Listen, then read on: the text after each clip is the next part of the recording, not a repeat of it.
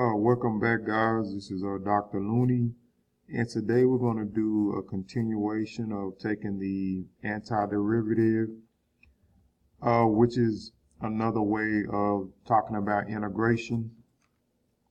And today we're going to be talking about particles of motion using the antiderivative to actually find the position function when given the velocity function.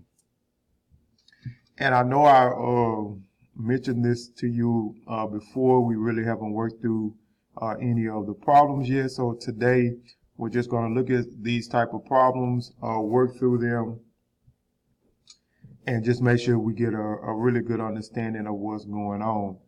So let's read this problem. It says a particle moves along the x-axis with the velocity given by the function v of t is equal to 3t squared minus 4 for time t greater than or equal to 0. The position is given at x is equal to -2 at time t is equal to 0, and is asking us what is the position of the particle at time t at the time when t is equal to 3. So it really hasn't given us any units, so we can assume this could possibly be seconds, it could be minutes, but we don't have that information that's given, and it's really not necessary to complete this problem. So if they're giving us velocity, so if velocity is given, in order to find the position, we're going to have to take the antiderivative of our velocity. So we'll be integrating this particular function. So I've already written the function down again.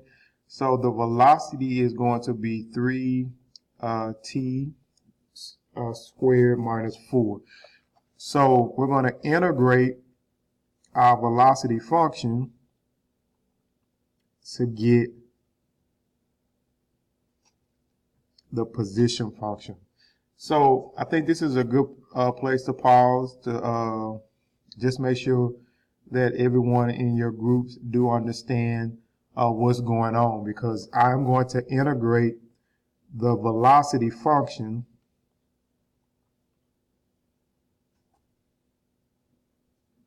and that should get me back to my position function. So you guys just make a brief pause really quickly, and if you would please just discuss and make sure everyone in the group does understand that if I integrate velocity, that's going to get me back to position.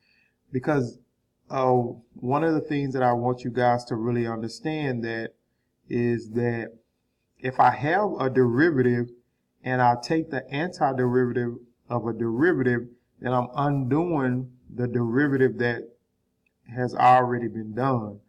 So just have that brief discussion, and then we'll continue with the video.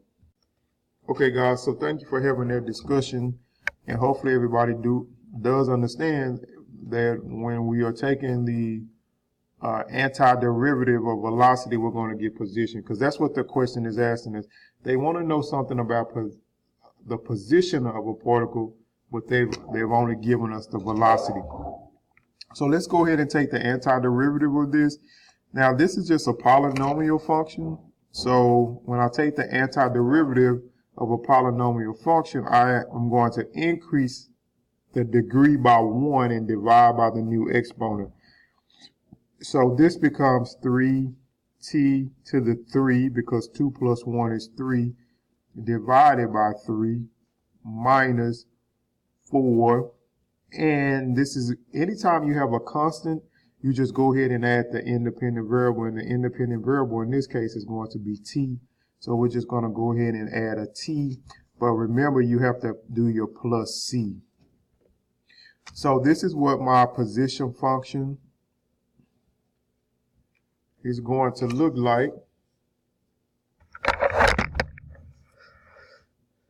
Let me fix this real quick. Sorry, guys.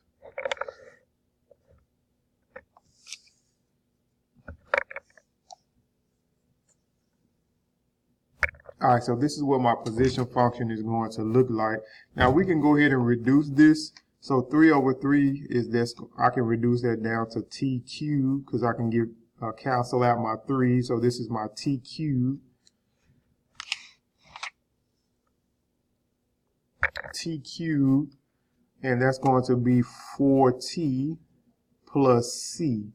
Now, there's also some information that was given to us a minute ago. We know that the position when t is equal to 0 is equal to -2. So we can actually use that to find what my value of c is equal to. So now I'm just going to plug in, everywhere I see a t, I'm going to plug in 0. So that's going to give me 0 to the third, because this is x of 0, right? Because everywhere I see a t, I'm going to plug in a 0. So this is x of 0. So this is 0 cubed minus 4 times 0 plus c. Well, and what was the position? Well, x of 0 was equal to -2. So this is going to be equal to -2 because that's the position. That's the initial position. And so we have 0 cubed, which is 0, and 4 times 0, which is 0. So you can see here that c is just going to be equal to -2. So now I have my position function. My position function is going to be x of t is equal to t cubed minus 4t minus 2. So, but that still doesn't answer the question completely, because the question actually asks what is the position of the function when t is equal to 3. So I don't know if you recall that, so let's look at that problem again. So do you see here it says what is the position of the function, or the position of the particle at time is when t is equal to 3. So that's what we're looking for. We need to find the position of the function when t is equal to 3. So we're going to actually, everywhere we see a t, we're going to have to plug in a 3 because the question is actually asking us to find x of 3. So that's going to give me 3 cubed minus 4 times 3 minus 2. So that should give us 27 minus 12 minus 2. So 27 minus 12, that's going to give us what? That should give us 15. And then minus 2, so the answer should be 13. So the position of the particular particle when when my time is 3 is going to be 13. So that does answer the question. And so that is going to be our first example for particle in motion using integration. Okay, guys, so now this is an example that's very similar to the example that I just put up, that we just completed a minute ago. Now, I actually worked through that one with you. So I want you to take a moment to look at this example and amongst yourselves, see if you can actually determine the solution for this example. So let's just read it together. And it says a particle moves along the x-axis with velocity given by v of t is equal to 3t squared plus 6. So as you can see, the only thing really changing in this one for the velocity is it went from plus 6. The other one was minus 4, but it was still 3t squared. And for time, your time is going to be greater than or equal to 0. And it says if the particle is at a position x is equal to 2 at time is equal to 0, what's the position of the particle at time t is equal to 1? So again, this is very similar.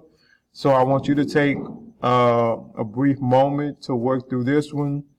And remember, they've given you velocity. So since they've given you the velocity, the way to get to the position function, you know you're going to have to integrate or take the antiderivative. And so go ahead and try this one, and then we'll reconvene and just see what you got. Of course, I'll be walking around to assist you with any questions that you have. But let's go ahead and try this one. Okay. All right, so hopefully you got the position of the particle when t is equal to 1 to be 6.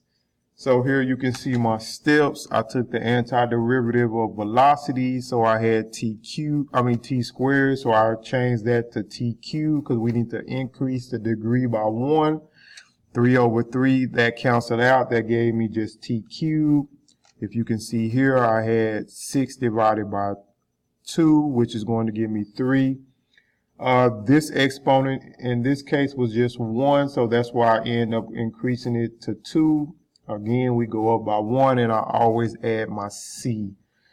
And so now, in order to find the value of c, it told me the initial position was going to be 2, so I know that x of 0 was equal to 2, so I just plugged in everywhere I saw a t, I plugged in a 0, so I got c is equal to 2, and so this is my actual position function, but that doesn't answer the question.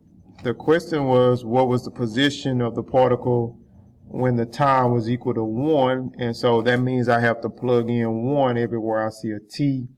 And once you do all that, you get 1 cubed, which is 1, 3 times 1 squared, which is 3, and plus 2, so that's going to be equal to 6.